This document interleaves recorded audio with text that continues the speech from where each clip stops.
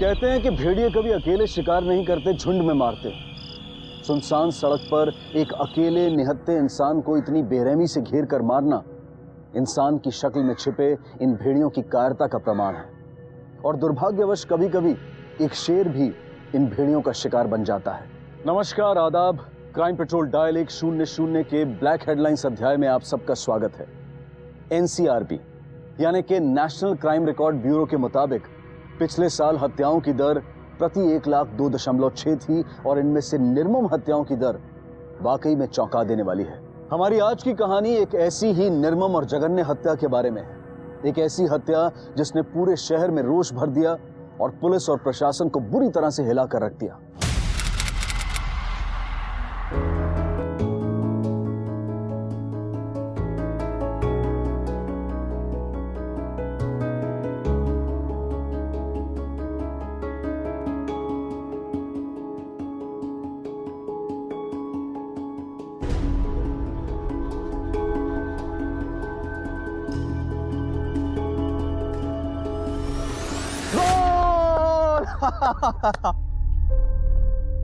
अरे बाबू रुको, अरे खूब भालो गोल छिलो। तू कैसे किया ये?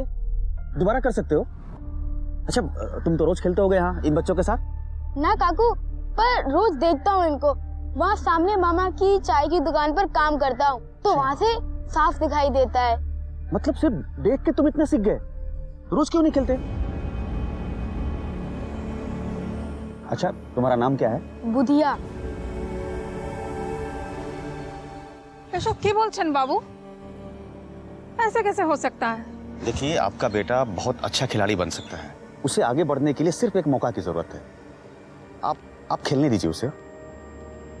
बाबू, जब से इसका बाप जेल में गया है तब से हम लोग सिर्फ एक ही वक्त खाना खाते हैं, और अगर इसकी कमाई चली जाएगी तब तो हम लोग सब भूखे मर जाएंगे। बाबू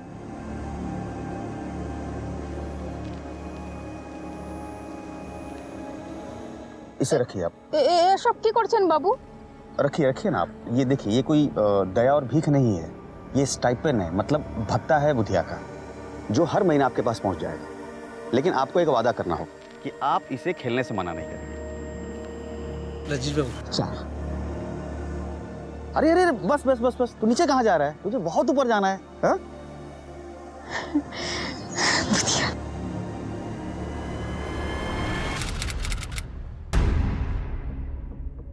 ফটো ফাটি সবগুলো বাল্ব কেউ না কেউ ফাটিয়ে দিয়েছে। আর रजनीश बाबू, क्या हुआ बख्शी बाबू?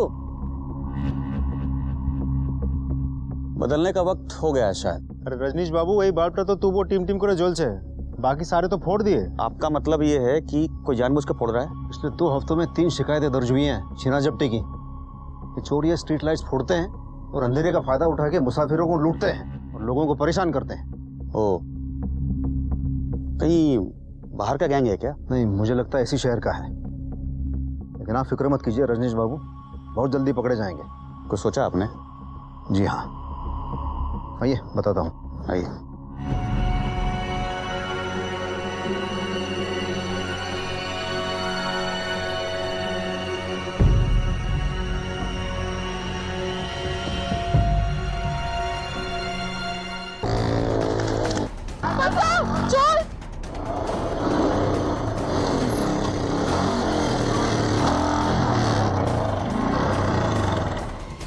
जी आप ये क्या कह रहे हैं? इन लोगों को पकड़वाने के लिए आप ही ने तो जोर दिया था, और अब आप जमानत दे रहे हो? ये कैसी पॉलिटिक्स है? बिल्कुल साफ और सार्थक। ये दोनों लड़के मेरे ही पाड़ा के रहने वाले हैं और मैंने इनके बारे में अच्छे से पता किया है। देखिए, गरीबी और बेरोजगारी अक्सर नवयुवकों को गलत रास्ते पर खड़ा कर देती है। अगर एक बार इन्हें जेल की हवा लग गई तो पेशेवर अपराधी बनने में समय नहीं लगेगा इन्हें। इसलिए मुझे लगता है कि हमें इन्हें एक बार मौका देना चाहिए। मुजरिमों को मौका नहीं, सजा दी जाती है रजनीश बाबू। अरे सर, 1790 में दुनिया की पहली आधुनिक जेल बनाई गई थी। तब से लेकर आज तक लाखों जेल बनाए हम लोगों ने, लेकिन समाज से जुर्म खत्म नहीं कर पाए। क्या इससे ये साबित नहीं होता है कि कमी कहीं ना कहीं हमारे तरीके में भी है, जिसे हमें बदलना चाहिए? अब देखिए, व्यवस्था को बनाए रखना आपका काम है और उसे बचाए रखना मेरा काम। आप अपना काम बखूबी से करें। अब मुझे मेरा काम करने दीजिए। इन रजनीश बाबू यहाँ से जाने के बाद भी वो फिर से जुर्म के रास्ते पर नहीं आएंगे, इसकी गारंटी कौन लेगा? मैं लूंगा। जी जी। तो ठीक है, कल सुबह उन दोनों लड़कों को छोड़ देंगे। Thank you. देखा ना अपनी माँ का क्या हाल है। मुझसे जितना हो सकता है मैं करूंगा। तुम लोगों को भी आगे से ध्यान रखना होगा। रजनीश बाबू, आप यहाँ नीचे कहाँ बैठ गए? अरे आप ऊपर बैठिए ना, ये जगह तो हमारी है नीचे बैठने की।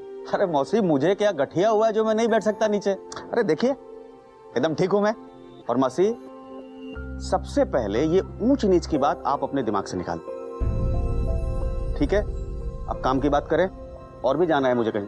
काम में तो नहीं मिला रजनीश बाबू, अगर कुछ काम मिल जाता तो शायद ये लोग ये पाप नहीं करते। अब तो सोने का भी बनकर लौटेंगे ना, तो कोई यकीन नहीं करेगा इन पर। मौसी, इंसान सोना नहीं होता है, मिट्टी का होता है। उसे फिर से गढ़ा जा सकता है। आप चिंता ना करें, मैं दिलाऊंगा इन्हें नौकरी।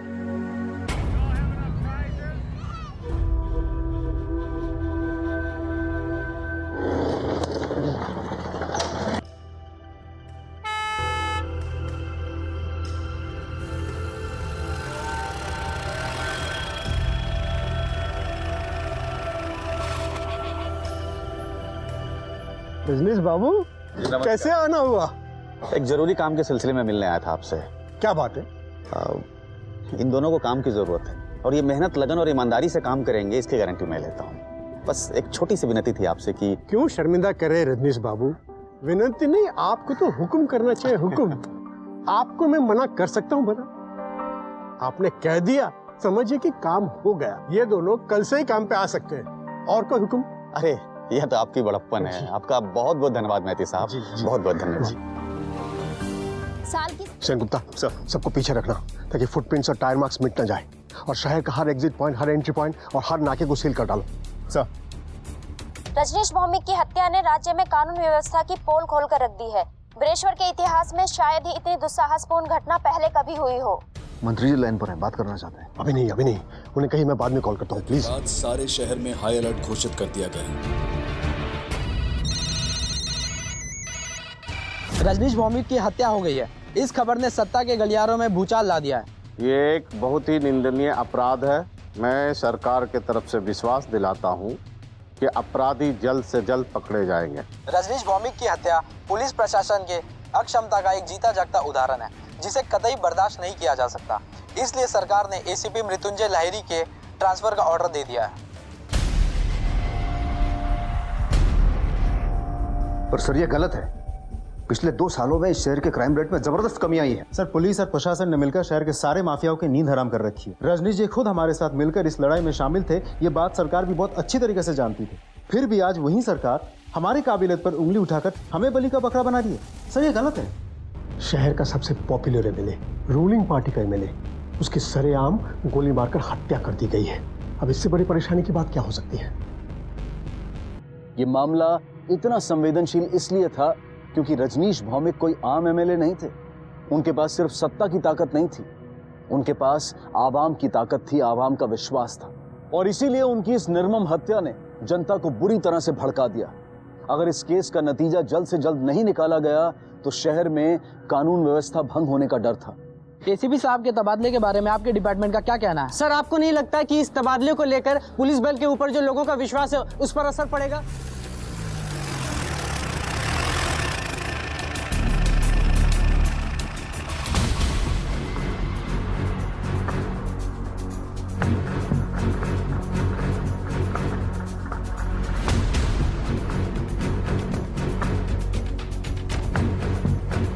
सर, आप?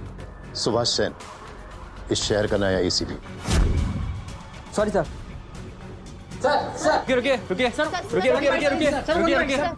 अभी शहर, ये केस आपकी रिस्पॉन्सिबिलिटी है, जिसे निभाने में मैं कोई कसर नहीं छोड़ूंगा। ये पीआई बख्शी है, इस केस के इंचार्ज। सर, एनीवे, ये इस केस की फाइल। ये मैंने रास्ते में पढ़ी है सर। मुझे हैरानी बस एक ही बात पर है कि एक एमएलए, वो भी बाइक पर, उस जगह क्या कर रहा था। आई मीन टू से, न कोई गाड़ी, न गार्ड्स।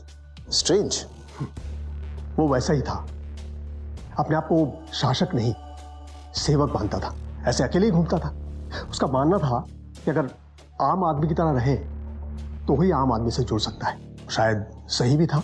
जो खबरें हमें ढूंढनी पड़ती है वो आम आदमी से जुड़े रहने के कारण उसे आसानी से मिल जाती थी, विदाउट एनी एफर्ट।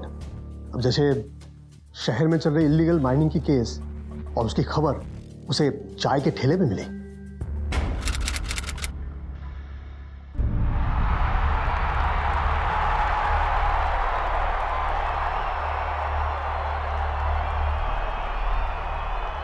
কি খবর? ভালো দাদা। कितना विकेट हुआ? अरे 7টা উইকেট পড়ে গেছে দাদা। अरे यार दादा चा अरे मैच का तो मतलब क्या बताएं, कबाड़ा हो गया दादा एकदम। कितने 7 विकेट चले गए थे।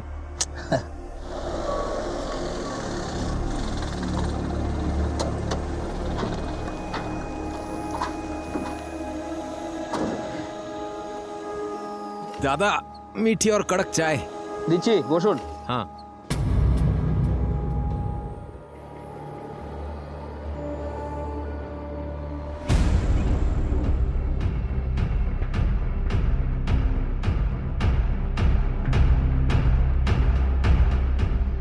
अरे दादा एक इनको भी दो, चाय दो।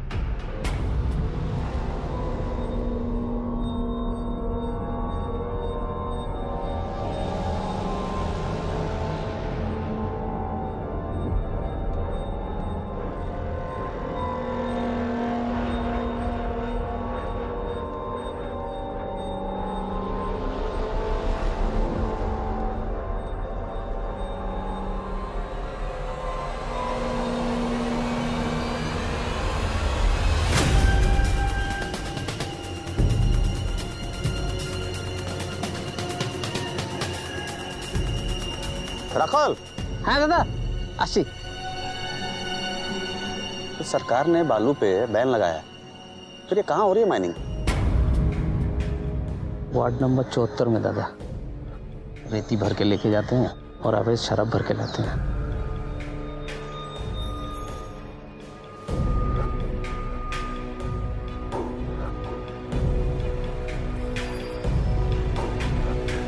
मृत्युंजय बाबू,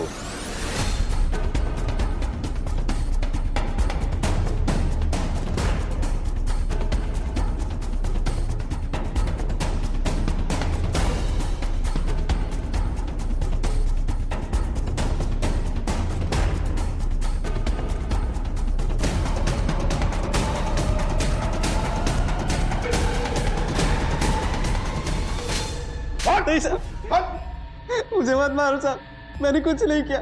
मैं तो सिर्फ अपने सेठ की नौकरी करता हूँ। कौन है तेरा सेठ? किसके लिए काम करता है तू? चल बता, बता नहीं तो। मलाकार, ये सारे धंधे उन्हीं मलाकार भाइयों का है, सब उन्हीं का है सर। ओके रजनीश बाबू, आपने अवैध खनन और अवैध शराब दोनों माफियों के अगेंस्ट दुश्मनी मोल ली है। अब आपको आपकी सुरक्षा का खास ख्याल रखना चाहिए। मैं काम करता हूं, मैं कल से एक टीम को। अरे नहीं लहरी साहब, इसकी कोई जरूरत नहीं है। अब देखिए, जब मौत आती है ना तो अपने ही अंगरक्षक गोली मार देते हैं, इसलिए आप बेफिक्र रहिए, मुझे कुछ नहीं होने वाला। ठीक है, थैंक यू।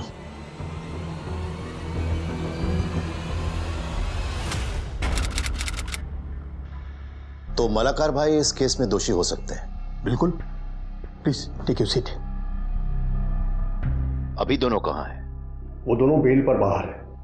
वो अपने आखिरी दिनों में रजनीश ऐसे ही खतरनाक लोगों से दुश्मनी मोल ली थी। हमने सभी सेलफोन कंपनीज को उन नंबर्स की लिस्ट तैयार करने को कहा है जो घटना के वक्त मौका वारदात पर या उसके आसपास मौजूद थे सर। लेकिन इसमें तो बहुत टाइम लग जाएगा सर। हमें 1 हफ्ता मान के चल रहे हैं, पर इससे ज्यादा वक्त भी लग सकता है। और ये मलाकार भाई, इनके बारे में क्या कर रहे हैं हम? हमने उनके घर पे छापा मारा था, पर वो भाग चुके थे। और सर, उनके फोन्स बंद आ रहे हैं। हो ना हो इस हत्या के पीछे इन्हीं लोगों का हाथ है। उनकी कॉल डिटेल्स चेक किया आपने? मींस कहीं किसी कॉन्ट्रैक्ट किलर से पिछले कुछ दिनों में बात तो नहीं हुई? नहीं सर, ऐसा कोई कॉल नहीं आया। उनके फोन्स हमारे सर्विलेंस पे हैं? जी हाँ सर, जैसे ही एक भी ऑन होता है हमें पता चल जाएगा। उनके बैंक रिकॉर्ड्स चेक किया आपने? कहीं पिछले कुछ दिनों में कोई बड़ा ट्रांजैक्शन तो नहीं हुआ? No sir. हमें इन दोनों भाइयों को जल्द से जल्द ढूंढना होगा। क्योंकि इस केस में यही हमारे प्राइम सस्पेक्ट्स हैं। लेकिन हमें एक बात का खास ख्याल रखना पड़ेगा कि कहीं ऊंट की आड़ में लोमड़ी न बच के निकल जाए। सर मैं कुछ समझा नहीं। बख्शी, फुटबॉल खेली है तुमने? हाँ सर। गुड।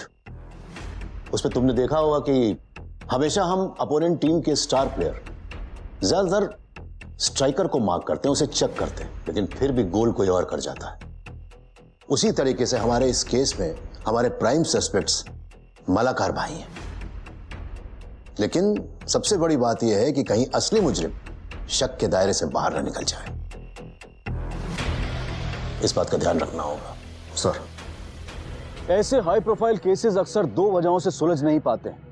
एक, या तो हत्यारे बहुत ताकतवर होते हैं, उनकी पहुंच दूर तक होती है, जिसकी मदद से वो कानून को तोड़ मरोड़ कर अपने बचने का रास्ता बना लेते हैं, या फिर पुलिस के पास इतने ज्यादा सुराग होते हैं कि जांच के गलत दिशा में भटक जाने की संभावना बढ़ जाती है। इसीलिए नए एसीपी सुभाष सेन हर कदम बहुत सतर्कता के साथ उठा रहे थे। सेन गुप्ता, रजनीश भौमिक की पोस्टमार्टम रिपोर्ट का क्या हुआ? सर रिपोर्ट आ गई, ये रही रिपोर्ट। सर तकरीबन 6 देसी कट्टों से 6 गोलियां मारी गई। डेथ ऑन द स्पॉट हुई है सर। फिलहाल पोस्टमार्टम रिपोर्ट से हमें इतना ही पता चल रहा है।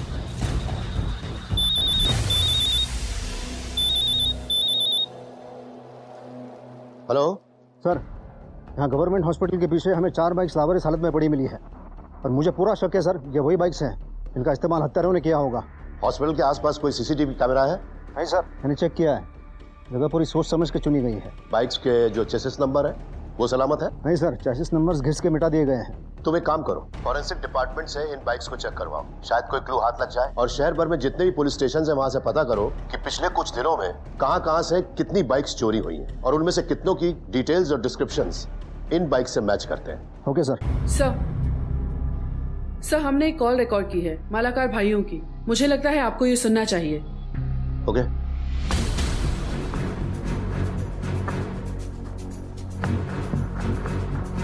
मैं बोल रहा हूँ। शक्ति मालाकार सर, सबसे बड़ा भाई।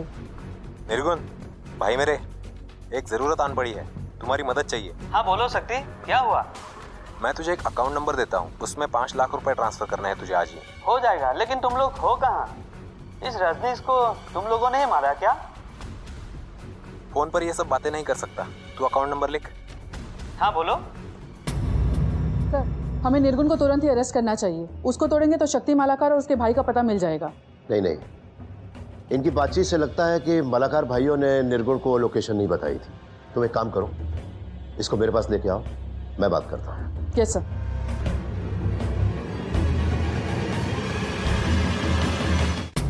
पानी पियो, पियो।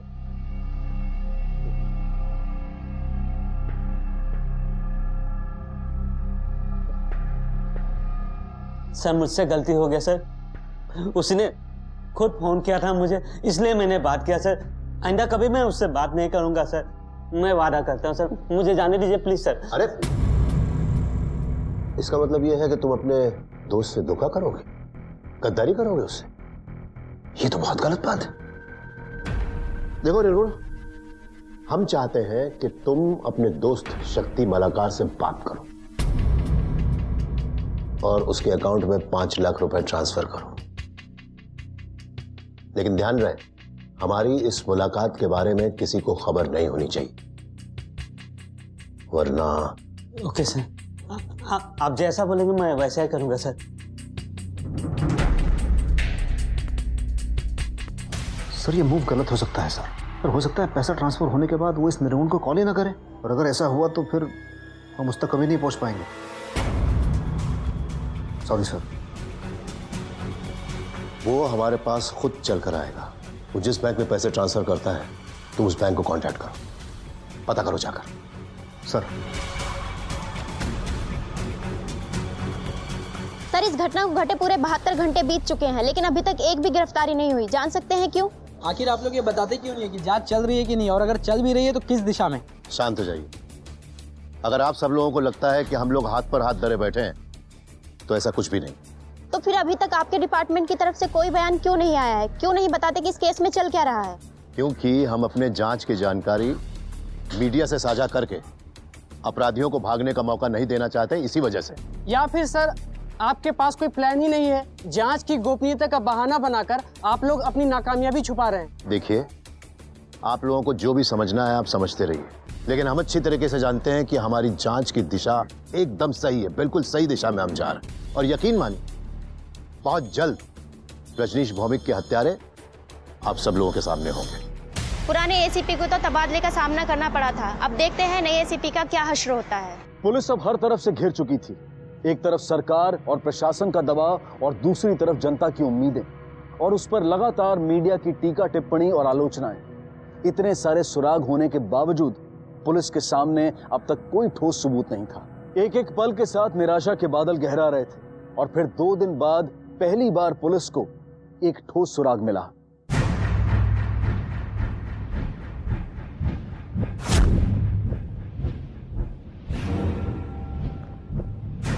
ये दोनों कोलकाता में हैं।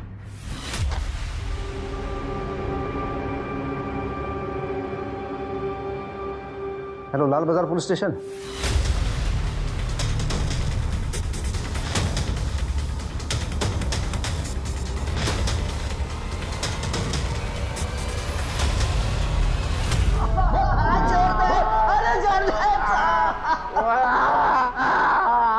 कुछ नहीं किया साहब, हमारा विश्वास करो साहब, रजनीश के मर्डर में हमारा कोई हाथ नहीं है साहब। अरे साहब हम डर गए थे साहब, कुछ दिन पहले साहब रजनीश हम पे छापा पड़वाया था और हमें लगा कि उसके हत्या में हमारा नाम आ जाएगा, इसलिए हम लोग भाग गए थे साहब।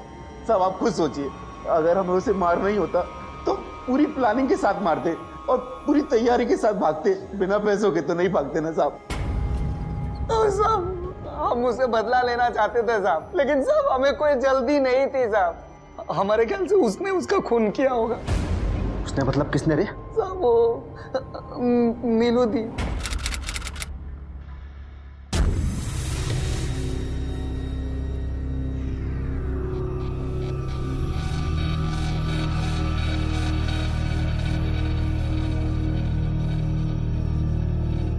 नमस्कार दीदी। अरे मैंने कहा था हम लोग मिलने के लिए आएंगे, फिर ऐसे आदमी को भेजकर हमें बुलाने की क्या जरूरत थी? वो एमएलए अब तक जिंदा क्यों है? उन्होंने तुम्हारा धंधा बंद करवा दिया, तुम दोनों भाइयों को जेल भिजवा दिया, और तुम दोनों भाई हाथ में चूड़ियां पहन के घर में बैठे हुए हो। मेरी बात ध्यान से सुनो, मार डालो उसे। जा किछु होबे आमी देखे नेबो। सत्ता की गलियों में कहाँ तक पहुँच है तुम लोगों से छुपा नहीं है, कुछ भी होगा मैं संभाल लूंगी। अरे नहीं नहीं, ये तो इजी ना। अच्छा, अब तुम समझाओगे मुझे? लेकिन नीलू दी। बस, तुम लोगों का बस का नहीं है, इस काम का जिम्मा भी मैं ही लूंगी। मेरे आदमी मारेंगे उसे, और तुम दोनों भाई बीच में नहीं आओगे, समझे? ये नीलू कौन है? सर एक इंडिपेंडेंट काउंसलर है और इस शहर में अपना एक तबेला चलाती है। अवैध तबेला है सर। इस नीलू ने अपने तबेले के आसपास की काफी बड़ी जमीन और कीमती जमीन पर अवैध कब्जा कर रखा है। उस जमीन की कीमत करोड़ों में है, और इसे हटाने के लिए एमएलए रजनीश भौमिक ने उसे 1 महीने का टाइम दिया था।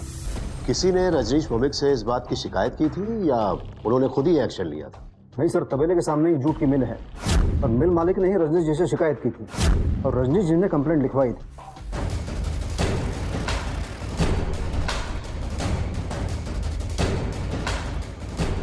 अंदर जाके देखो, पीछे भी देखो। इधर देखो। बोल तेरी नीलू दी कहाँ है?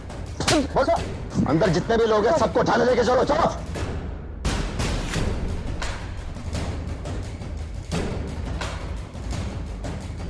हमें जानी ना सर, हमें जानी ना। सर अंदर कुछ नहीं मिला। उस नीलू का मोबाइल ट्रैकिंग पे डालो और सभी जगहों पर पता करो जहाँ पे वो हो सकती है, और साथ ही में उसके बैंक डिटेल्स भी निकालो। चल छोड़ दीजिए साहब। सर नीलू का कोई सुराग नहीं मिल रहा है। बख्शी कुछ कदम पीछे चल के देखते हैं, शायद हमें पता चले कि हम कहाँ रास्ता भटके थे। ये रजनीश भौमिक जिस वक्त जहां पर मारा गया था, क्या ये रोज उसी वक्त वहां से गुजरा करता था या फिर उस दिन किसी खास वजह से वहां से गुजर रहा था? सर पार्टी ऑफिस से पता चल सकता है। तो पता करो। नहीं सर, रजनीश दादा ने कभी कोई सेक्रेटरी नहीं रखा। इतने बिजी होने के बाद भी अपने कॉल्स खुद उठाया करते थे। किससे कब मिलना है ये भी अपॉइंटमेंट वो खुद दिया करते थे, इसलिए पता नहीं चलता था कब किससे वो मिलने वाले हैं। लेकिन जिस रात उनकी हत्या हुई वो बता रहे थे कि अपने बड़े भाई से मिलने वाले हैं, और इसके बाद वो ऑफिस से निकल गए। जैसे ही ऑफिस से वो निकल रहे थे मित्रा जी का कॉल आया। ये मित्रा दी कौन है? मित्रा जी उनकी बचपन की दोस्त है, स्कूल से, और पड़ोसी भी हैं।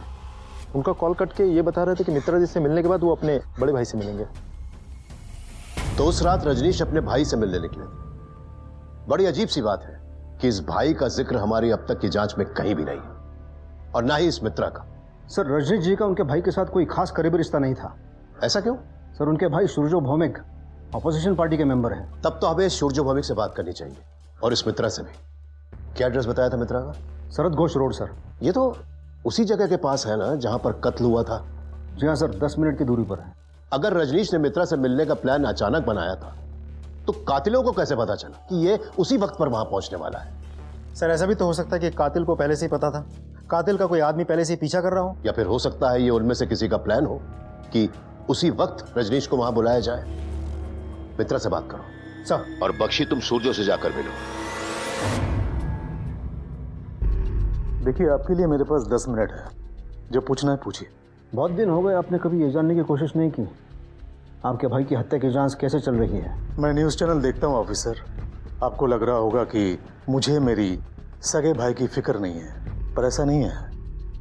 हमारा रिश्ता ही कुछ ऐसा था। जब हम एक साथ खाना खाते थे घर में तो परिवार की बातें नहीं करते थे, हम पॉलिटिक्स, इकोनॉमिक्स डिस्कस करते थे। पब्लिक के सामने हम गले नहीं मिलते थे। इसका मतलब ये नहीं है कि हम दोनों में प्यार नहीं था।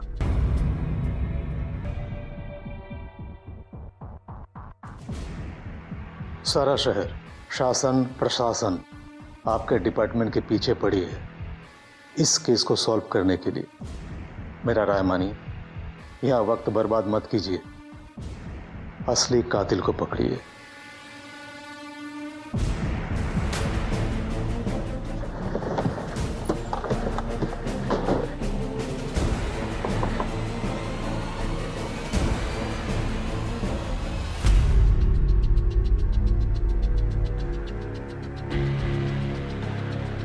आंखें सूजी हुई है आपकी?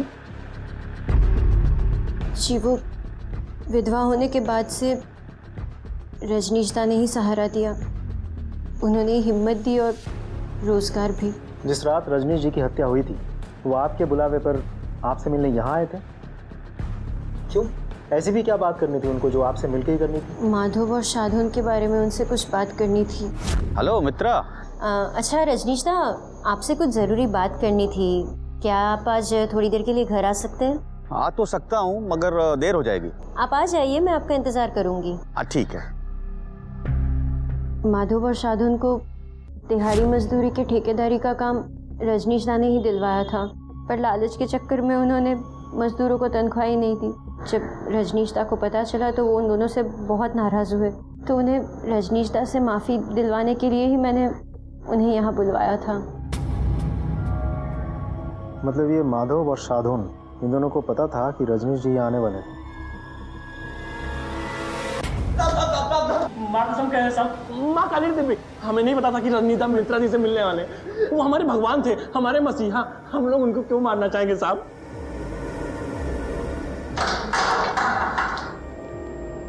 सर, या तो ये लोग सच बोल रहे हैं या फिर बहुत शातिर हैं। इन्हें जाने दो बख्शी, लेकिन नजर रखना। सर, और मित्रा? वो भी शामिल हो सकती है। हो सकता है रजनीश को मित्रा के घर पे शायद इसी मकसद से बुलाया गया। पता करो कि मित्रा की मालाकार भाइयों में से किसी से या नीलू से फोन पर कोई बात हुई थी। मित्रा के घर के आसपास भी पूछताछ करो। यह भी पता करो कि मित्रा की किसी हाल ही में अनजान आदमी से तो बात नहीं हुई थी। बहुत भली लड़की है साहब, बेचारी। बहुत बुरा हुआ बेचारी के साथ। इनमें से किसी को भी हाल फिलहाल में देखा है आपने? नहीं साहब, नहीं देखा। सर, किसी ने ऐसा कुछ भी नहीं देखा जिससे मित्रा पे हम शक कर सके। उसके कॉल डिटेल्स में भी सस्पिशियस कुछ भी नहीं मिला। फिर भी कोशिश करते रहो। सर, नीलू ने कोर्ट में सरेंडर कर दिया है और उसने एंटीसिपेटरी बेल भी ले ली है। इंटरेस्टिंग। अब तो इस नीलू से मिलना ही पड़ेगा।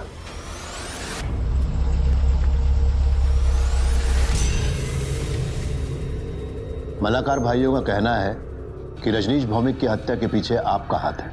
इस हत्या में मेरा कोई लेना देना नहीं है। तो फिर ऐसे भाग क्यों गई थी आप? क्या है ना सर, खबर मिल गया था, उन दो गधों ने अपनी जान बचाने के लिए मेरा नाम ले लिया था और बगैर एंटीसिपेटरी बेल और वकील के मैं पुलिस के सामने आना नहीं चाहती थी।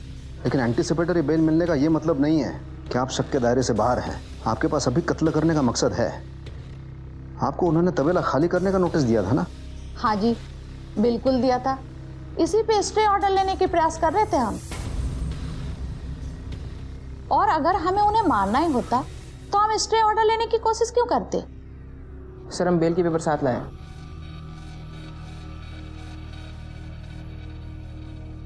सर आप जा सकते हैं। Thank you sir.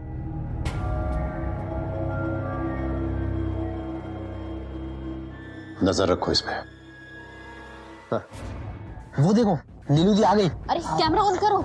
चलो नीलू दी। Hello ma'am. मैम क्या आप हमें बता सकती है कि आप पुलिस स्टेशन क्या करने आई थी? पुलिस की मदद करने आई थी। किस तरह की मदद? रजनीश भौमिक हत्याकांड में।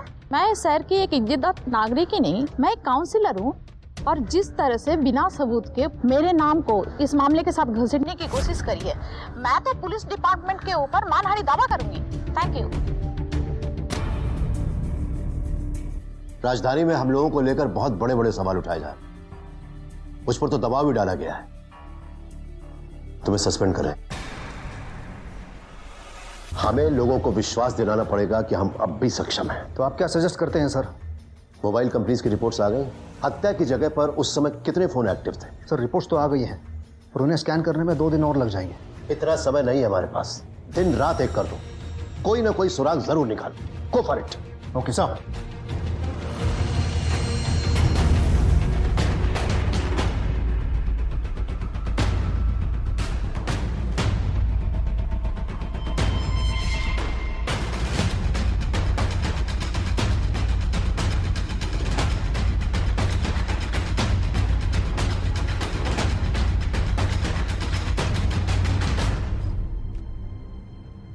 सर एक बहुत बड़ा सुराग हाथ लगा है। उस रात बहुत सारे नंबर्स एक्टिव थे पर 7 नंबर्स खास हैं और ये 7 नंबर एक ही सीरीज में है और एक ही आदमी के नाम पर रजिस्टर्ड है। और ये पौधो गोई रंगामाटी गांव से। रंगामाटी? सेन गुप्ता तुम फौरन एक टीम लेकर रंगामाटी निकल जाओ। मुझे पूरा यकीन है कि कोई ना कोई बहुत बड़ा सबूत मिलने वाला है। You go ahead. Sir. Bakshi पता करो कि इस गांव का इस हत्या से क्या कनेक्शन है। कोई ना कोई संबंध जरूर निकलेगा। गो अहेड। सर।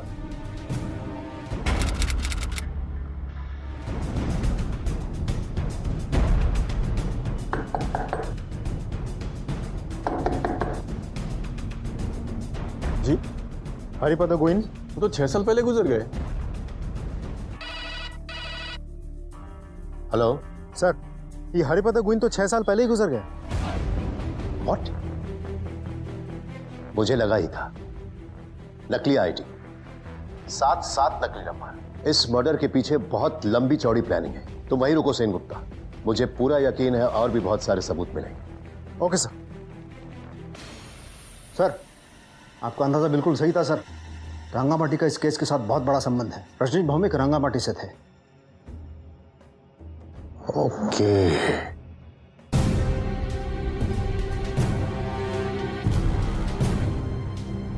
सर। बख्शी ये कॉल रिकॉर्ड्स बहुत कुछ बताने की कोशिश कर रहे हैं। क्या है सर? पक्का तो नहीं कहा जा सकता। ना तो मालाकार भाइयों से कोई बात हुई है, ना नीलू से और ना ही माधव साधन से। लेकिन कत्ल के बाद इस नंबर से कई फोन्स आए। किसका नंबर है सर? राखाल का। बीरेन सरकार रोड पर चाय का ठेला है उसका। चाय पीना किसी को? पीते हैं सर।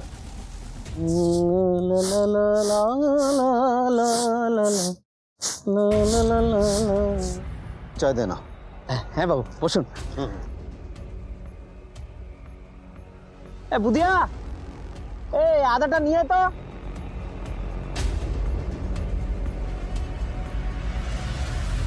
राखाल। जी बाबू। तुम रजनीश भौमिक को कैसे जानते थे? रजनीश बाबू को कौन नहीं जानता है बाबू। वो तो हमारे लिए भगवान स्वरूप थे। वो जो 2 गुंडे थे, बदमाश साधन और माधव को जेल से निकाल के रजनीश बाबू ने नौकरी दिलाई थी। वो भी हमारे गांव के ही हैं बाबू। रांगामाटी? जी बाबू हैं। वो रजनीश बाबू अपने भैया के साथ, वो सूर्यो दादा, उसके साथ अक्सर यहाँ आते थे। बाबू शायद बाबू, ये जो आप लड़का देख रहे हैं ना, ये भाटाभाटी फुटबॉल खेलता है। तो हमारा रजनीश बाबू इसके लिए वही स्टाइपेंड। हाँ बाबू, वही स्टाइपेंड दिलाया था फुटबॉल खेलने के लिए। वही रजनीश बाबू के गुजरने के बाद ये लड़का फिर आ गया काम करने के लिए। अच्छा ये बताइए, रजनीश बाबू और सूर्यो बाबू, इनके आपस में संबंध कैसे थे? बाबू वही रजनीश बाबू और सूर्यो बाबू एकदम अलग हैं। रजनीश बाबू मिलनसार, हंसमुख, और सूर्यो बाबू एकदम चुपचाप, संजीदा। लोगों को लगता था कि दोनों में बनती नहीं है, लेकिन वो दोनों एक दूसरे को बहुत चाहते थे बाबू। कुछ झगड़ा नहीं था बाबू। राखाल, एदिकेशो।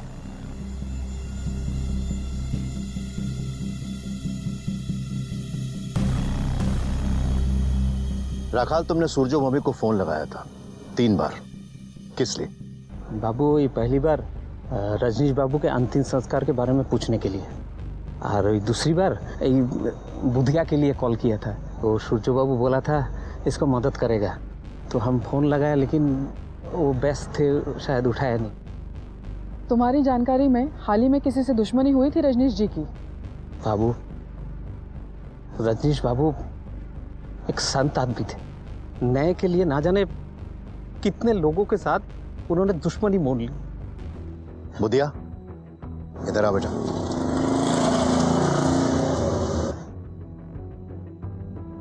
बेटा, तुम घर जाओ और अपनी ट्रेनिंग पर ध्यान दो। पैसों की चिंता मत करना। हाँ, रजनीश ही नहीं है तो क्या हो, तुम्हारी स्कॉलरशिप का इंतजाम हम लोग करवाएंगे।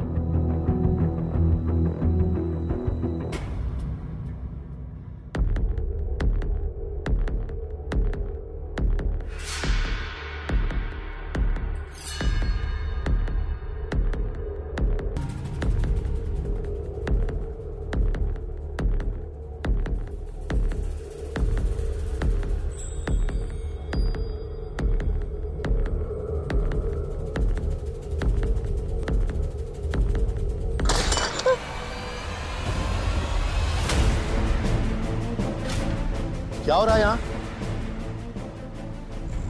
शांत हो जाओ बेटा, शांत हो जाओ। ये बताओ, ये गन तुम्हें कहां से मिली? मैंने माधव और सदुन को वो टूटा हुआ खंडर के पीछे कुछ छुपाते हुए देखा। उनके जाने के बाद मैं वहां गया और फिर से मुझे चाय की दुकान पर काम करना पड़ रहा था। पर कल आप लोगों की बात सुनने के बाद मुझे सब समझ में आ गया कि ये बंदूक कहाँ इस्तेमाल करी है। रजनीश काकू ने मेरे लिए इतना किया तो फिर मुझसे रहा नहीं गया और ये बंदूक आपके पास ले आया।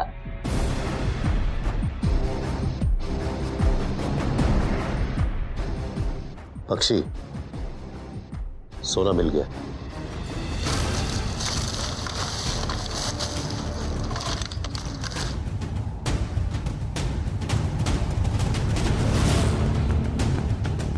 सर, सिर्फ सोना नहीं, सोने की पूरी खान मिल गई। बख्शी, तुम साधन और माधव को उठा कर लाओ फौरन।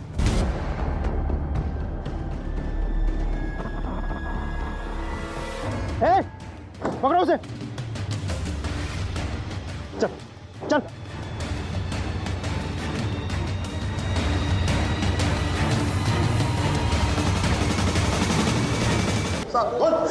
साहब सब कुछ बताते हैं साहब।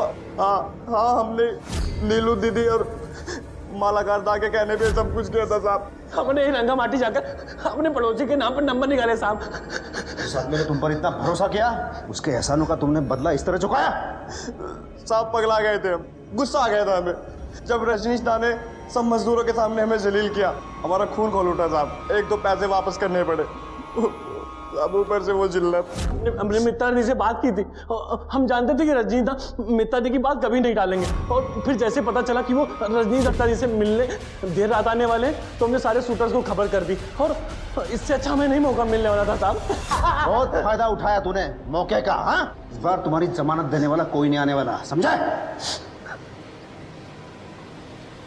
सेन गुप्ता, मालाकार भाई और नीलू दोनों शामिल थे इसमें। अरे साहब, लेकिन मैं साहब, अरे क्या किया क्या? तुम लोगों का बस का नहीं है, इस काम का जिम्मा भी मैं ही लूंगी। मेरे आदमी मारेंगे उसे, और तुम दोनों भाई बीच में नहीं आओगे, समझे? और नीलू को हम मना नहीं कर सकते थे साहब, क्योंकि नीलू के हम पर पहले ही बड़े एहसान थे। पर इसलिए हमने नीलू के कहने पर रजनीश को मारने का प्लान बनाया। फिर उसकी हत्या के लिए हमने ही शूटर का इंतजाम किया, और उनमें से 3 हमारे ही भाई थे। हमें मालूम था रजनीश का मर्डर का शक हम पे जाएगा, इसलिए बिना इंतजाम के हम घर से भाग गए साहब, ताकि हम पकड़े जाने पर आपको यकीन दिला सके। लेकिन साधन और मदर ने सारा भाड़ा फोड़ दिया। इस समाज में जब तक मालाकार भाई और नीलू जैसे असामाजिक तत्व रहेंगे, तब तक रजनीश भौमिक जैसे समाज सुधारक और धर्म योद्धा आते रहेंगे, जो निस्वार्थ भाव से न्याय और इंसानियत के लिए लड़ते रहेंगे। नीलू मुखर्जी अब भी पुलिस की गिरफ्त से बाहर है और उसे ढूंढने की पुलिस की मुहिम लगातार जारी है। ये एक बहुत बड़ी विडंबना है कि जिन 2 नौजवानों को जेल से निकालकर रजनीश भौमिक ने एक नई जिंदगी दी, उन्होंने ही रजनीश भौमिक का सीना गोलियों से छलनी कर दिया। लेकिन इसका यह मतलब हरगिज नहीं है कि एहसान फरामोशी के डर से हम इंसान पर विश्वास करना छोड़ते हैं, क्योंकि विश्वास ही इंसानियत की नींव है, और यही विश्वास हमें न्याय के लिए और अपराध के खिलाफ लड़ने की ताकत देता है।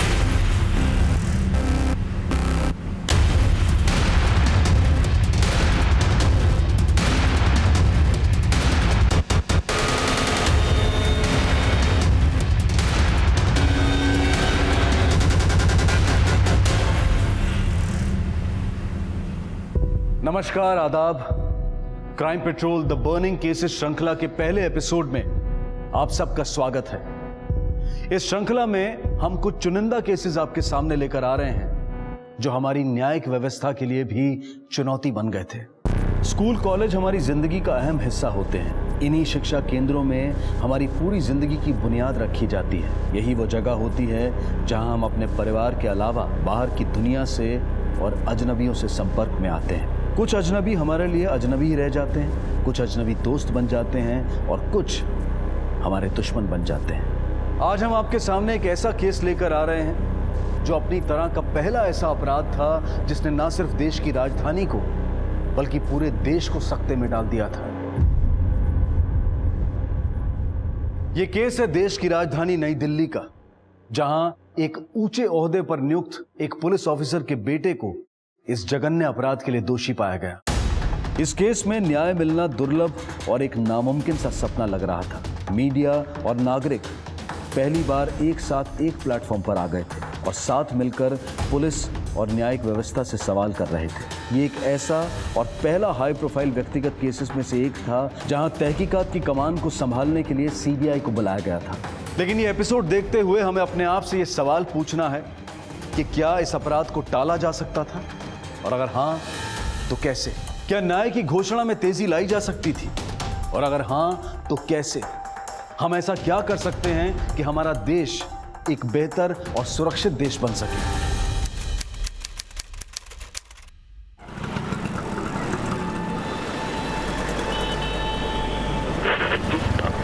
सुदर्शनी मंटू वर्सेस सतीश सिन्हा केस में अदालत ने सर्कमस्टांशियल एविडेंस यानी परिस्थितिक प्रमाण के तौर पर मिले सबूतों को मद्देनजर रखते हुए सतीश सिन्हा को बेनिफिट ऑफ डाउट दिया और बाइज्जत बरी कर दिया। सर, सतीश सिन्हा जैसे क्रिमिनल का इस तरह से बरी हो जाना, इतने घिनौने क्राइम को बेनिफिट ऑफ डाउट के नाम पे बरी कर देना, क्या प्रोसिक्यूशन इतना कमजोर रहा? आपको लगता है ये फैसला सही है? सतीश सिंह सतीश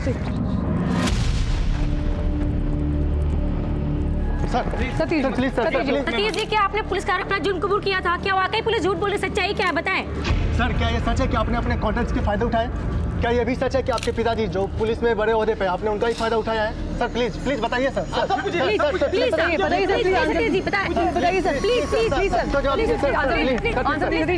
कुछ तो बोलिए, आप चुप क्यों हैं सर?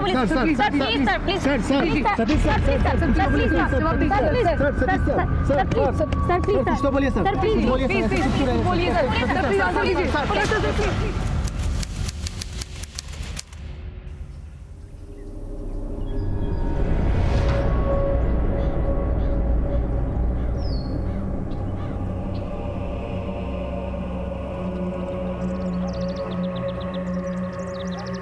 मोन्टू जी, बहुत बुरा लगा सुनकर।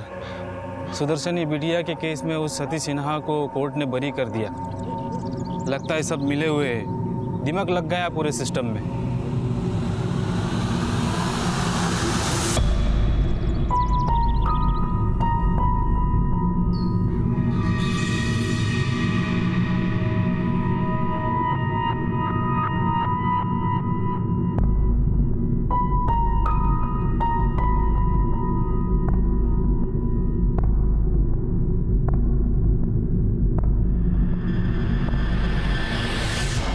क्या हो गया आपको? आप ठीक तो हो? क्या हो गया आपको? क्या हो गया? आप ठीक तो हो ना? बोलिए।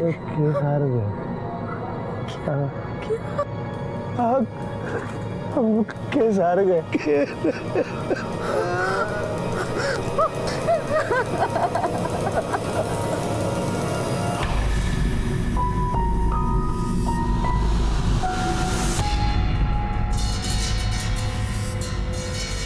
आज का बड़ा प्रश्न यह है कि क्या बेनिफिट ऑफ डाउट जैसे 3 मामूली शब्द सतीश सिन्हा या उस जैसे अपराधी को आजाद कर सकते हैं? क्या यह सीबीआई की विश्वसनीयता पर एक बहुत बड़ा धब्बा नहीं है? क्या देश के नागरिकों को इसी फैसले की उम्मीद थी? हर तरफ इस केस की चर्चा हो रही है और सबके मन में एक ही सवाल है कि यह आया हुआ फैसला क्या यह देश स्वीकार करेगा?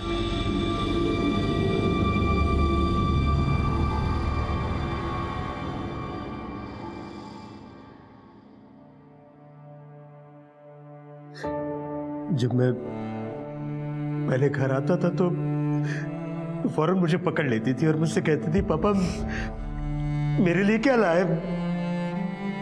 मैं कहता, बेटा देख ये लाया, ये लाया।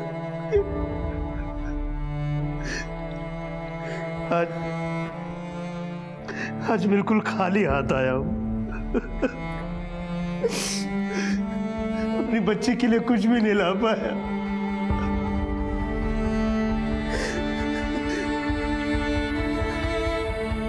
पिछली बार वकील साहब ने कहा था कि अगली तारीख का इंतजार करो तो तुम्हें इंसाफ मिलेगा। ये इंसाफ मिला।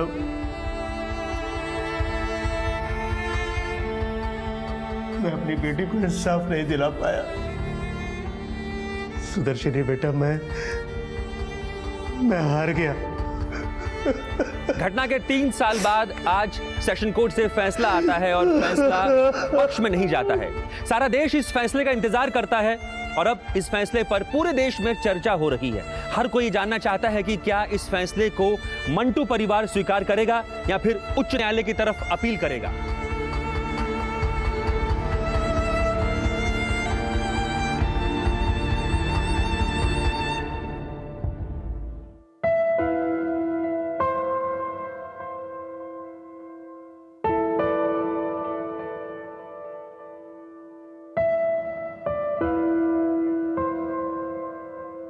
नहीं सुदर्शनी, मुझे कोई हक नहीं है तुम्हारे कमरे में आने का जब तक मैं तुम्हें इंसाफ न दिला दूं। जब तक वो सतीश आजाद है मैं ये दरवाजा नहीं खोलूंगा।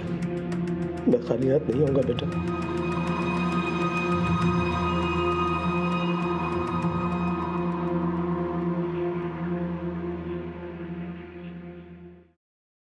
तेज हवाओं में उड़ूंगी, आसमान को छूंगी कि मुझे कोई रोके ना, कि मुझे कोई टोके ना।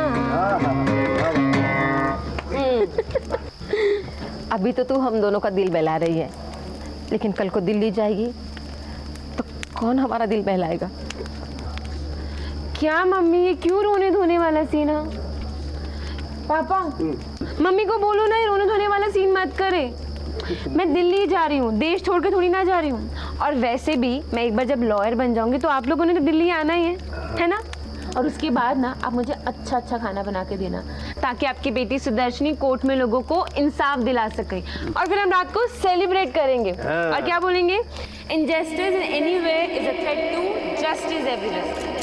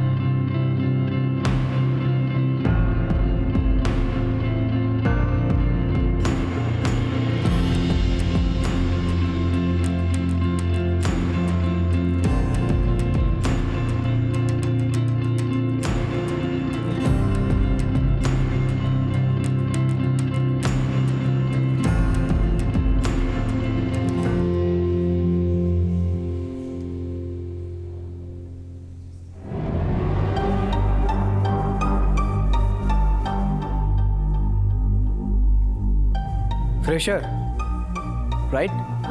हाँ यस। पेपर सबमिट करना? हाँ वो एडमिनिस्ट्रेटिव ऑफिस जाना है। Come this way. Thank you. Second one. Thank you so much. You welcome. सुनना तो आई एम हंग्री, चलना कैंटीन चल के कुछ खाते हैं। नहीं यार मुझे घर जल्दी जाना है, वो चाचा जी के साथ ना मार्केट जाना है। हाफ एन आवर में कुछ नहीं बिगड़ जाएगा। और तुझे पता है इस कैंटीन के समोसे बहुत अच्छे होते हैं। ये इतने बड़े बड़े लॉयर है ना, यहीं के समोसे खा के बने।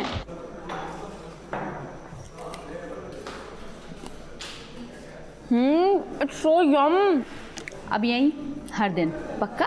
पक्का डन। भैया कितने पैसे हुए समोसों के? मैडम आपके पैसे मिल गए। हाँ वो भैया जी बैठे हैं ना, उन्होंने पैसा दे दिया। ओके। आपने हमारे समोसों के पैसे दिए? Yes I did. जूनियर हो नहीं हो तो आज की ट्रीट हम सीनियर्स की तरफ से। ओके? पर हम तो आपको ठीक से जानते भी नहीं हैं। Satish Sinha, law final year. Oh मैं तो आपका नाम पूछना ही भूल गया। Hi I am Sudarshani Manto. क्या Sudarshani? Sudarshani Manto. Sudarshani meet my friends Rohit and Ankita. Hi. Sudarshani right? कभी किसी भी चीज़ की ज़रूरत हो तो हमें याद करना, हम सीनियर्स तुमको यहीं मिलेंगे। Thank you.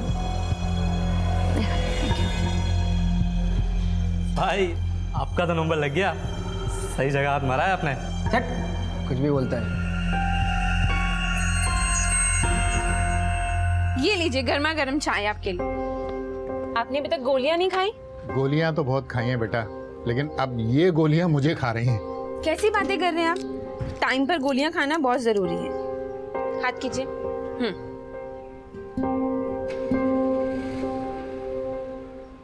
चाय लीजिए। बिल्कुल अपने पापा पे गई है।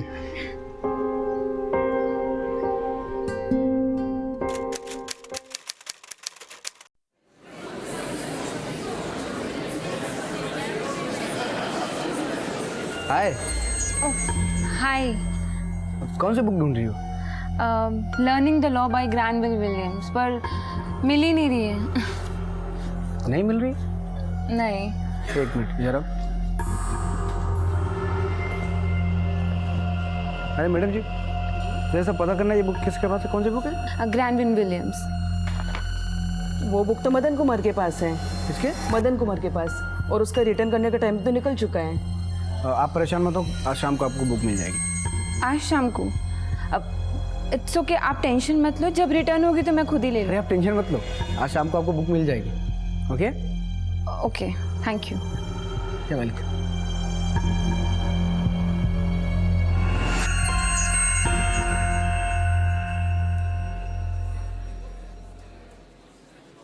हाय सुदर्शनी, ये तुम्हारी बुक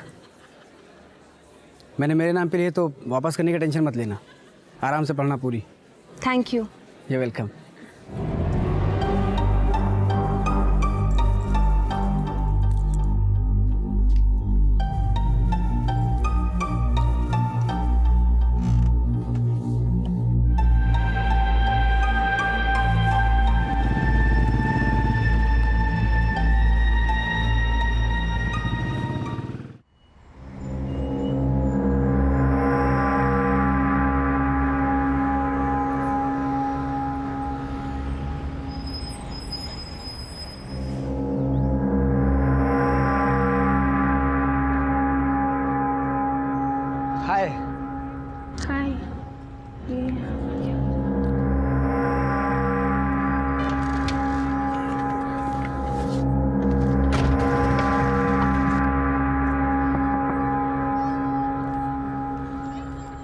आपको मेरे घर का एड्रेस कैसे मिला? वो एक्चुअली यही बगल में मेरा एक दोस्त रहता है, उससे मिलके जा रहा था तो आपकी गाड़ी देखी, फिर अचानक आप भी दिख गई। आज कार छोड़िए ना, मैं ड्रॉप करता हूँ ना। नो थैंक्स, वो एक्चुअली मानसी मेरा वेट कर रही होगी तो मुझे वहीं जाना है। Thank you.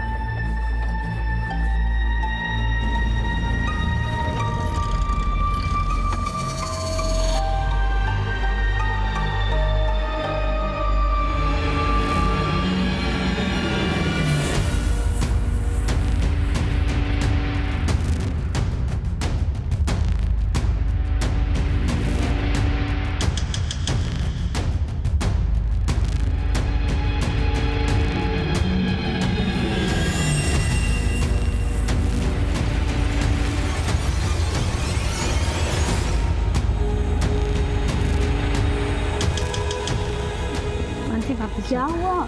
चल मैं तेरे को बात बताती हूँ। लेकिन क्यों? सुदर्शनी, सुदर्शनी, सुदर्शनी, सुदर्शनी। लगता है भाभी काफी नाराज लग रही है। कार्बोरेटर ज्यादा तेज तो नहीं चला दी तुमने? हेलो मम्मी, कैसे हो आप? और आप दिल्ली कब आ रहे हो? आपको तो मेरी याद ही नहीं आती है ना? अच्छा, एक बात बता बेटा, तू हमें दिल्ली जाके भूल गई? हाँ, जस्ट जोकिंग मम्मा। अच्छा अब ये बताओ कि आप आ कब रहे हो? बहुत जल्दी आती हूँ। अच्छा सुन, तू खाना तो ठीक से खाती है ना? और पढ़ाई पढ़ाई कैसी चल रही बेटा? पढ़ाई सब मस्त चल रही है, बस यहाँ पे ना थोड़ा ट्रैफिक ज्यादा होता है और कुछ नहीं। जल्दी चल। हाँ, चल तो रही हूँ। Tyre puncture Mansi. ले सुदर्शनी, इधर का भी पंचर। यार ये आज ही होना था क्या? और वैसे भी हम लेट हो रहे हैं यार। मैं नहीं, मेरी वजह से लेट नहीं हुआ, मुझे मत बोलना प्लीज। हाँ हाय सुदर्शनी, क्या हुआ? बहुत परेशान लग रही। कुछ नहीं, वो गाड़ी के दोनों टायर पंचर हो गए हैं। तो कोई बात नहीं सुदर्शनी, मैं छोड़ दूंगा तुमको। No thanks. इट्स ओके, मैं उधर ही जा रहा हूँ तो मैं ड्रॉप कर दूंगा तुमको। No I really appreciate, but बाहर ऑटो खड़ा है, हम लोग चले जाएंगे। Thank you. अरे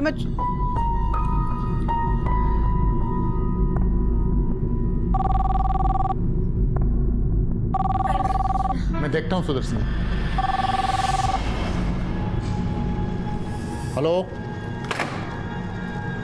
hello,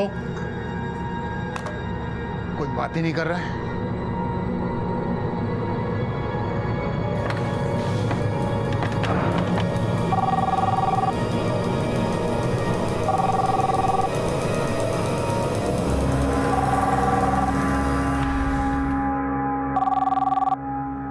hello hello Sudarshani, Satish बोल रहा हूँ। हाँ बोलो। कई दिनों से तुम दिखाई नहीं दे रही हो, लगता है पढ़ाई जोरों में चल रही है। हाँ वो एग्ज़ाम आने वाले हैं ना, तो इसलिए। ओके ओके ओके, तो कल कॉलेज आओगी ना? आई डोंट नो, अभी मुझे पढ़ाई करनी है, सो बाय।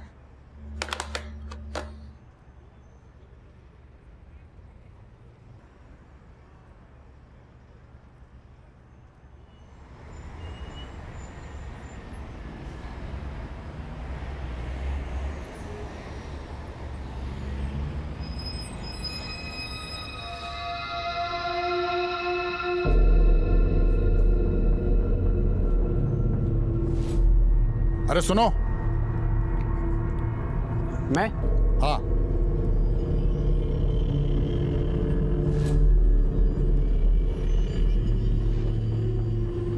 क्या नाम है तुम्हारा? अंकल सतीश। क्या कर रहे थे यहाँ? वो मेरी गाड़ी बंद पड़ गई है तो वही ठीक कर रहा था। देखो बेटा, ऐसा है, सुदर्शनी की सगाई वहाँ शिमला में तय हो चुकी है, तो अब उसका पीछा करने से कोई फायदा नहीं है, और उसे फोन भी मत किया करो। जी।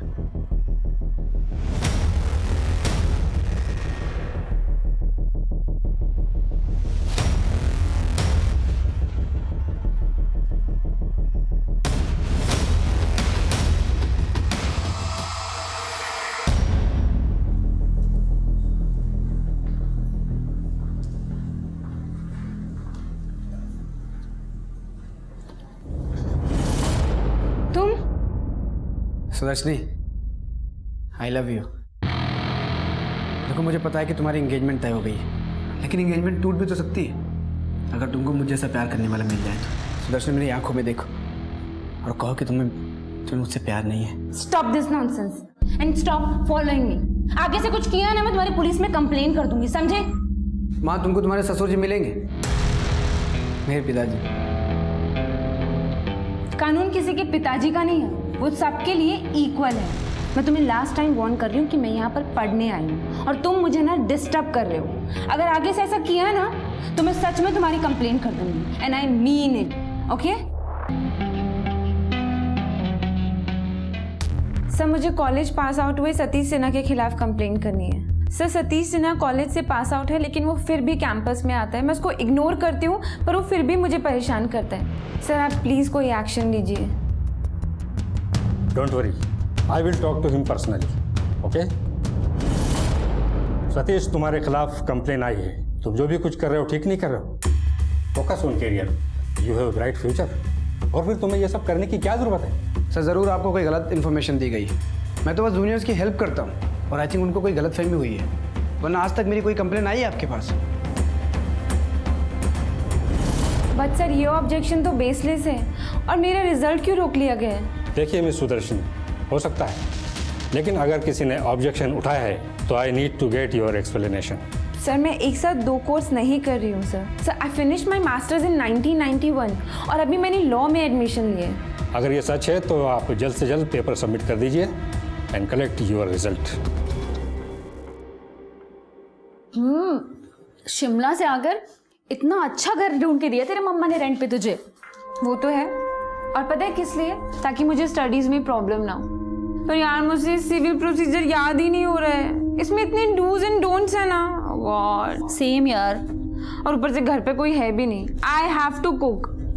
तो ऑर्डर कर लेना बाहर से, क्या प्रॉब्लम है? वैसे अंकल आंटी कब आ रहे हैं? आई डोंट नो, आने वाले होंगे। तू एक काम करना, यहीं पे ही रुक जा, साथ में कोर्स स्टडीज करेंगे। प्लीज ना, प्लीज। नहीं नहीं नहीं, जाना पड़ेगा, प्लीज प्लीज ना, प्लीज रुक जा यार। सुदर्शनी,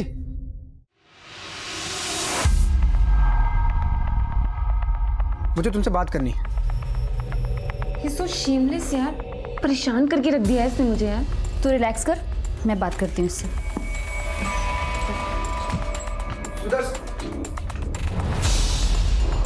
हाँ मानसी, मुझे सुदर्शन से बात करनी है। उसने कॉलेज में मेरे खिलाफ कंप्लेन किया। मैंने उसको बोला मैं उससे प्यार करता हूँ और कोई मजाक नहीं करता। शी इज एंगेज्ड, कोई फायदा नहीं है, छोड़ दो उसका पीछा। इन सब चक्रों की वजह से बेचारी पढ़ भी नहीं पा रही है ठीक से। अरे मैं हेल्प करूंगा उसकी पढ़ाई में। सुदर्शन, मैं तुमको हेल्प करता हूँ ना पढ़ाई में। सुदर्शन, मैं तुमको हेल्प कर... सुदर्शन, बात सुनो। उसको बोलो ना, मैं उसको हेल्प कर दूंगा पढ़ाई में। एक बार मिलवा दो ना please. Please leave her alone. पूरे कॉलेज में उसकी बेइज्जती हो रही है। प्लीज जाओ तुम यहाँ से।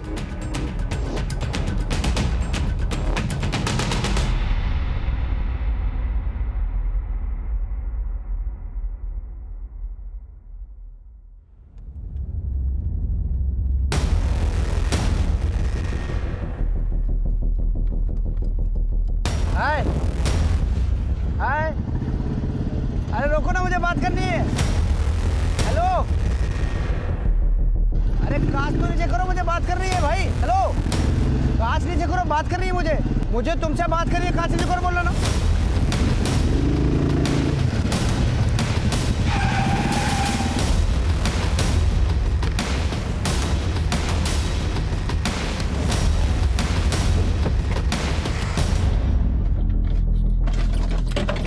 Satish, what's wrong with you? गाड़ी से उतरो।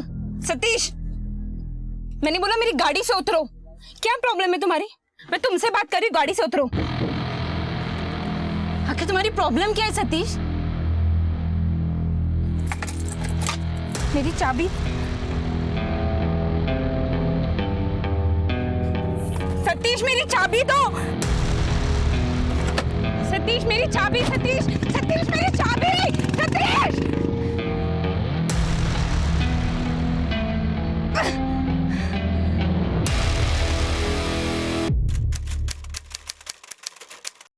बताइए क्या प्रॉब्लम है? सर, प्रॉब्लम ये है कि मैं उसको बोल चुकी हूँ कि आई एम नॉट इंटरेस्टेड, लेकिन आज तो सारी हदें ही पार कर दी है उसने। ठीक है, आप अपना कंप्लेन लेटर हमको दे दो। ये रहा मेरा माफीनामा। अब मैं जाऊं? अभी एनसी नहीं फाइल किए और आगे से मुझे फिर से कंप्लेन नहीं चाहिए। लॉयर हो, कहीं तुम्हें खुद लॉयर की जरूरत न पड़ जाए। जा सकते हो। ठीक है सर, आगे से ख्याल रखूंगा।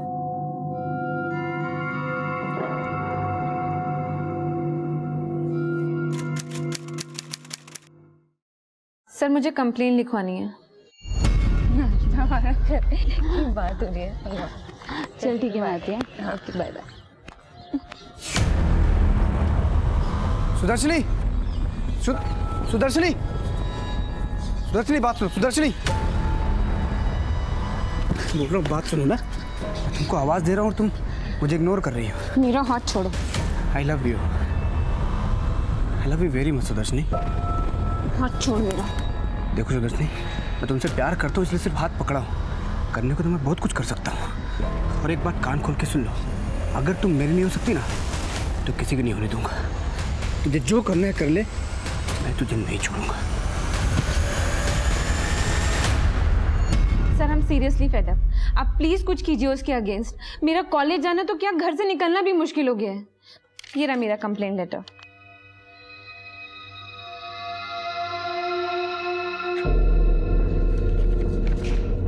ये रहा मेरा माफीनामा। दोबारा ऐसी गलती नहीं होगी। सुदर्शनी ने जब पहली बार पुलिस में कंप्लेंट दर्ज की थी तब पुलिस ने सतीश सिन्हा से एक माफीनामा लिखवाकर उसे छोड़ दिया था कि वो आइंदा कभी सुदर्शनी को तंग नहीं करेगा।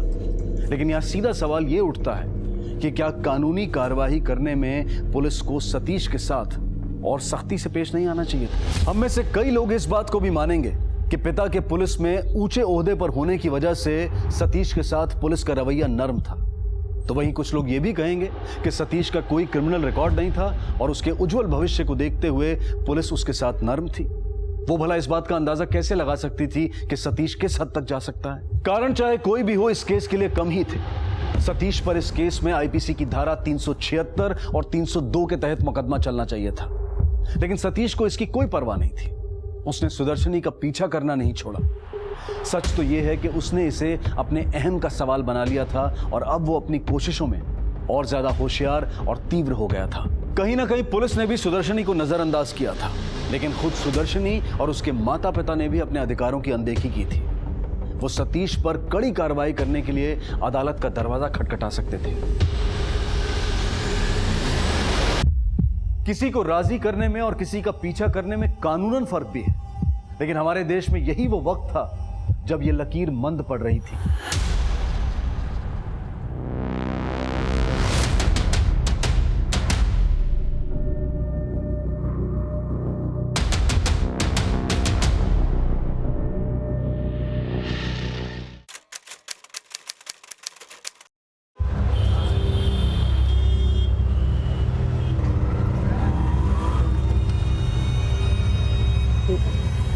ये लो, ये भीड़ काहे की इतनी?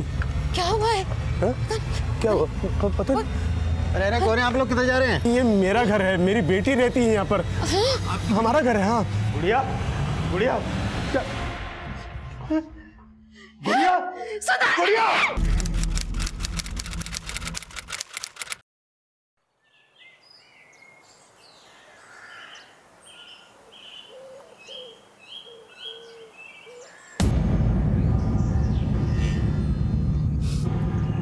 हमारी सुदर्शनी को इंसाफ मिलना चाहिए। उस राक्षस को हम यूं ही नहीं जाने दे सकते। आपको कुछ करना होगा, आपको उसे न्याय दिलाना होगा।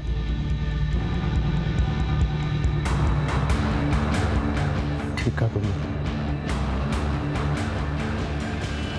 मैं उस कमीने को ऐसे नहीं छोड़ सकता।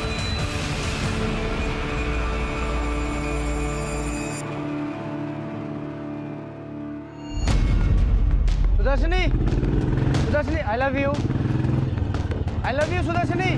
रोको ना गाड़ी। सुदर्शनी, मुझे तुमसे बात करनी है, गाड़ी रोको ना।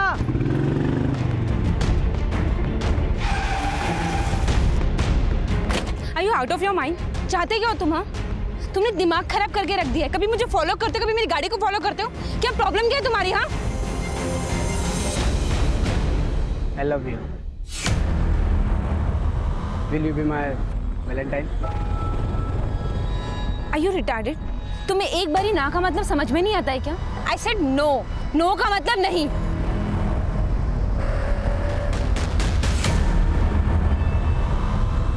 That's your Valentine.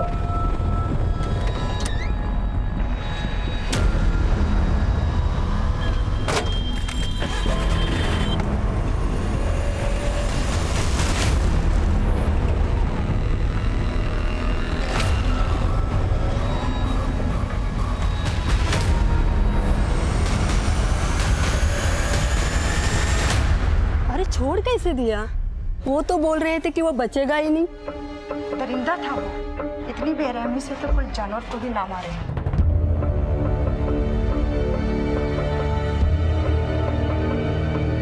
वो कुलविंदर कितने जा रही हैं? पीजी के घर जा रही है। माहौल बहुत खराब है, मैं तेन छड़ देना। चल या कुड़ी नहीं बने पड़ा। चल। ये साला पुलिस और कोर्ट ना अपने लिए नहीं है, बड़े लोग कंट्रोल करते हैं। ये फैसला ठीक नहीं हुआ है, एक दिन ऊपर वाला सही फैसला करेगा। साला क्लियर केस था, लग रहा था सजा हो जाएगी, पता नहीं क्या हुआ। सर सारे एविडेंस, सारे विटनेस, सब कुछ सतीश के खिलाफ था, फिर भी कोर्ट ने छोड़ दिया। पर क्यों सर?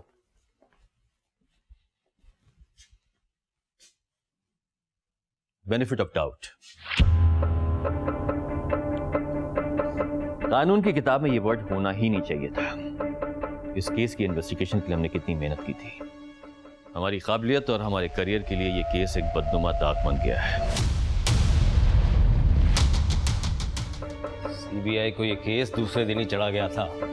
सोचो, सीबीआई की ना चढ़ी तो हमारी कहाँ चलती। पर सर सतीश सिन्हा ने तो हमारे सामने गुनाह कबूल किया था, फिर भी बरी कर दिया। यही तो खेल है। सीबीआई अगर केस ना लेती, बहुतों की नौकरी जाने वाली थी।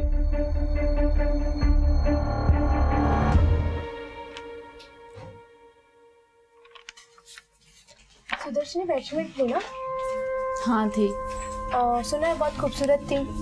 यस, और उसकी खूबसूरती उसकी परेशानी की वजह बन गई।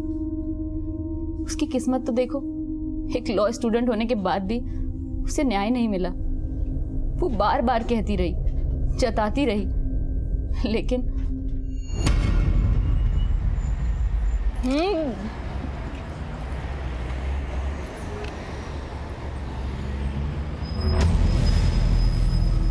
मानसी, वापस चलते हैं। भैया कितने पैसे हुए? मुझे ठीक से खाने तो दे। मानसी, सामने सतीश खड़े हैं, वो मुझे परेशान करेगा। चल घर चल। तो उसका कुछ कर दे क्यों नहीं? हर बार पुलिस स्टेशन में कंप्लेन करती हूँ, माफीनामा लिखेगा, सॉरी बोलेगा और फिर वहाँ से वही की वही। आज तक इतना बेशर्म लड़का ना मैंने नहीं देखा। चल मानसी।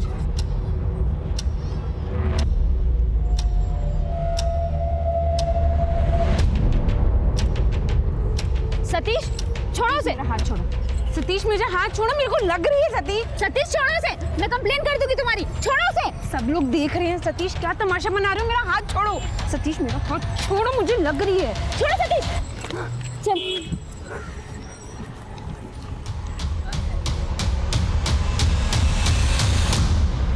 थक चुकी थी वो। 11 बार 11 टाइम्स उसने सतीश की कंप्लेन की थी। पागल करके रख दिया था उसने। वो अपने चाचा जी के साथ आराम से सरोजनी नगर में रहती थी, लेकिन सिर्फ सतीश की वजह से उसने अपना घर शिफ्ट कर लिया। वो ग्रेटर कैलाश में आ गई, लेकिन फिर भी उसने उसका पीछा नहीं छोड़ा। तुम भी तो लॉयर हो, तुमको क्या लगता है? सारे सबूत सतीश के खिलाफ थे, लेकिन केस को ऐसे रफा दफा कर दिया जैसे कोई पॉकेट मार का केस हो। हमें सुदर्शनी को इंसाफ दिलाना होगा एंड हमें उसके लिए खड़ा होना होगा।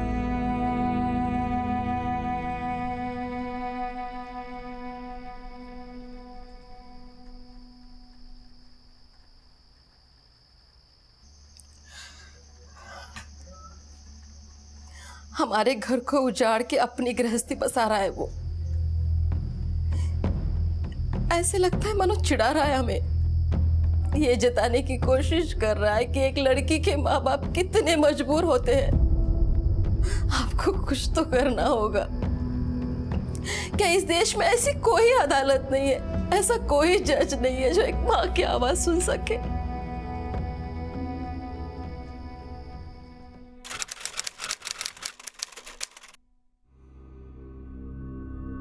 सिन्हा साहब, अब हम क्या कहें? रागिनी और सतीश दोनों खुश हैं तो? सतीश को हम जानते हैं, वो बोलता नहीं है, पर हमें पता है रागिनी इसे पसंद है। और वो आपका केस अभी कोर्ट ने अपना फैसला नहीं सुनाया? क्या बात कर रहे हैं भाई साहब, केस तो कब का क्लियर हो गया, कोर्ट ने बरी भी कर दिया है। अरे वो तो इसे फंसाया गया था। देखिए, रागिनी हमें पसंद है। ठीक है सिन्हा साहब, हमें ये रिश्ता मंजूर है।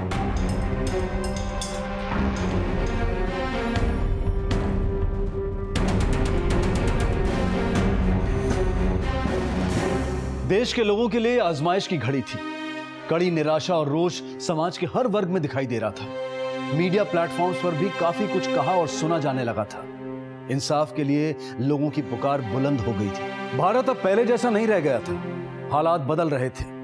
लोगों के लिए सुरक्षित माने जाने वाले शहरों में अपराध की घटनाएं बढ़ने लगी थी। लोग अपनी और अपनों की सुरक्षा को लेकर चिंतित थे। लेकिन धीरे धीरे लोगों का जनहित के लिए कार्य करना और उनमें भाग लेना शुरू हो गया।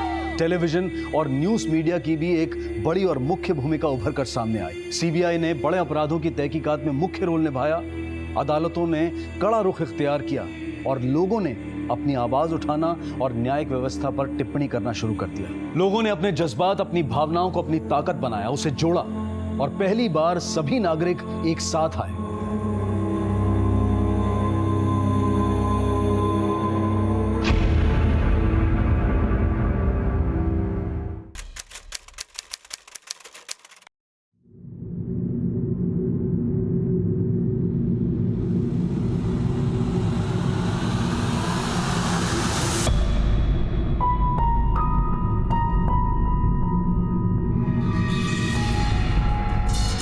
मैं अच्छी तरह से जानता हूं कि इस बार वो हाई कोर्ट से बच नहीं पाएगा, और हमें भी ध्यान देना होगा कि उसे उसके जुर्म की सजा मिले। सर, सबूत तो ट्रांसपेरेंट था, लेकिन टेक्निकल इश्यूज के कारण उसे बेनिफिट ऑफ डाउट मिला था। बड़ी मेहनत और ईमानदारी के साथ में हमने इस केस पे काम किया था, और हमें अपने दामन से दाग भी मिटाना है। लेकिन एक बात की खुशी है, पहले देर से ही सही, लेकिन इस बार इंसाफ जरूर मिलेगा। पता नहीं क्यों, पर इस केस को लेकर बहुत अजीब सा लग रहा है। इतनी सलीके से इन्वेस्टिगेशन की, सुदर्शनी के कहने पे अपना एक आदमी भी उसकी सिक्योरिटी में लगा दिया। क्या नाम था उसका? सर, नागेंद्र सिंह। मुझे भी याद है, सुदर्शनी पहली बार खुद यहाँ आई थी। सब प्लीज हेल्प मी। उसने मेरा बाहर आना जाना सब मुश्किल कर दिया है। मैं बहुत परेशान हूँ। सब प्लीज आप कुछ कीजिए। सतीश सिन्हा, वो सिन्हा साहब का लड़का है ना? हाँ सर। सर, इतनी बार माफीनामा लिखकर दे चुका है, लेकिन वो फिर भी बाज नहीं आता। सर, आई रिक्वेस्ट यू कि आप उसके खिलाफ कुछ ना कुछ एक्शन लो। रिलैक्स मैम, आपको फिक्र करने की बिल्कुल जरूरत नहीं। मैं अपना एक कांस्टेबल आपकी सिक्योरिटी के लिए लगा देता हूँ। ओके? नरेंद्र जी, आप कल बता देते ना। अच्छा चलो कोई नहीं, मैं पापा मम्मी को ना 30,000 ड्रॉप करने जा रही हूँ और फिर सीधा वहीं से कॉलेज चली जाऊंगी। आप वहीं पर आ जाइएगा। ठीक है, ओके। रेडी? चलो चले। पापा, अपने पेपर्स रख लिए सारे? हाँ, मैंने तो रख लिए, लेकिन तेरी मम्मी से पूछ उसने रखे या नहीं रखे। बस हो गए शुरू। आपको तो मौका मिलना चाहिए कुछ बोलने का। हे भगवान, बस करिए, नो आर्ग्यूमेंट। चलिए।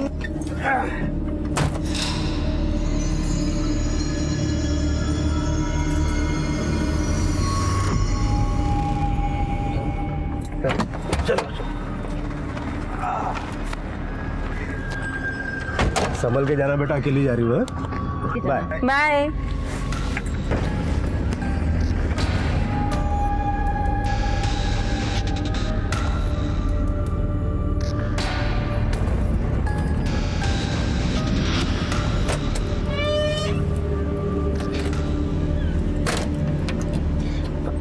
सॉरी मैडम, वो आ जाने में थोड़ा लेट हो गया मैं। अरे कोई नहीं नागेंद्र जी, आप एक काम करिए, आराम से बाहर ही बैठिए, मैं कॉलेज हो कर आती हूँ। जी।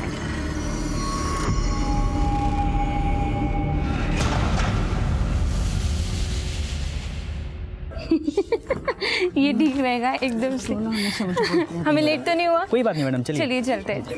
मेरी वजह से हमेशा लेट नहीं होता है। बाय सुदर्शनी।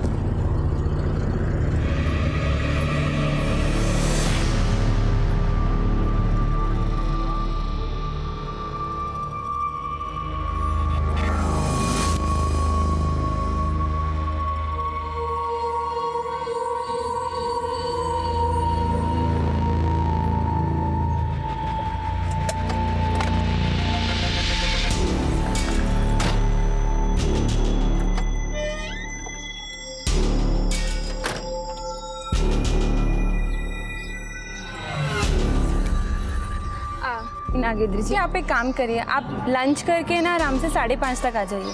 मैं घर पे ही हूँ। जी मैम।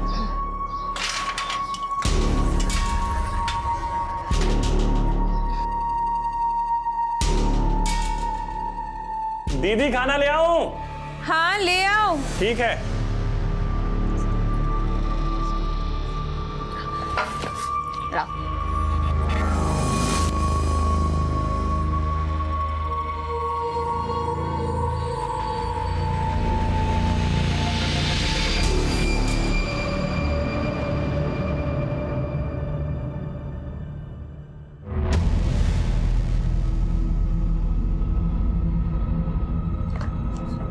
दीदी मैं थोड़ा बाहर जा रहा हूँ। क्यों? साउथ एक्स पे मेरा दोस्त आ रहा है, मैं मिल के आ रहा हूँ। ठीक है। ठीक है दीदी।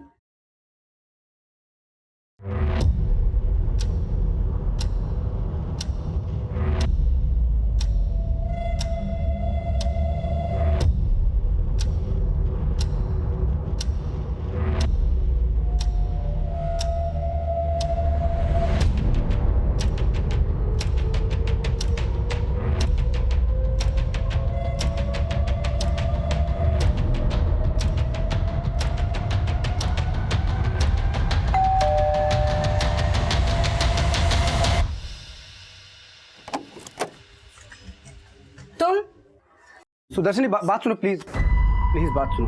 देखो तुमने मेरे खिलाफ कंप्लेंट किया, इसलिए मैंने कॉलेज में सिर्फ एप्लीकेशन डाला। तुमने 11 बार कंप्लेंट किया, बार बार पुलिस स्टेशन जाना पड़ता है मुझे, लेकिन मैंने सिर्फ तुम्हारे लिए एक एप्लीकेशन डाला है। मैं तंग आ चुका हूँ यार इन सब चीज़ों से, मैं बाहर आना चाहता हूँ, इसलिए प्लीज़ बैठ के मेरे साथ 2 मिनट बात कर लो। सुदर्शनी मैं मानता हूँ मैंने तुमको परेशान किया है, मैं ना नहीं बोल रहा हूँ, लेकिन यार बात नहीं करेंगे तो सॉल्व नहीं होगा। प्लीज़ दरवाज़ा खोलो Sudarshani, I am really sorry यार, even I want to move on. Please दरवाजा खोलो प्लीज।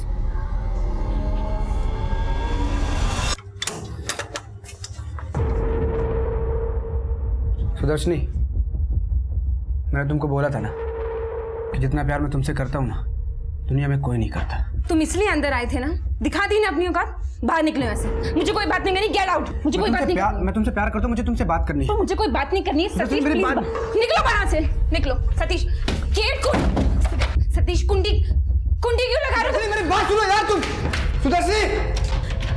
सुदर्शनी भागो मत, बोल रहा हूँ ना। सुदर्शनी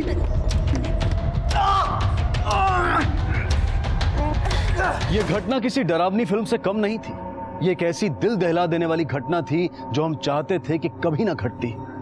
इस घटना ने सुदर्शनी के उज्जवल जीवन को समाप्त कर दिया था। उसके माता पिता की जिंदगी बिखर गई थी। एक पिता के लिए, तहकीकात करने वाले अफसरों के लिए और पब्लिक प्रोसिक्यूटर्स के लिए यहीं से शुरुआत हुई इंसाफ के लिए जद्दोजहद की। इस केस के द्वारा पूरे देशवासियों को खुलकर यह पता चला कि किस तरह से केसेस को अदालत में तोड़ मरोड़ कर पेश किया जाता है, किस तरह से एक ओपन एंड शट केस अदालत में पेचीदा बन जाता है और किस तरह से अपराध को अदालत में साबित करना कठिन हो जाता है। हमारी कानून व्यवस्था को और कानूनी दाव पेचों को हम समझने की कोशिश करेंगे कल रात इस केस के दूसरे और आखिरी भाग में।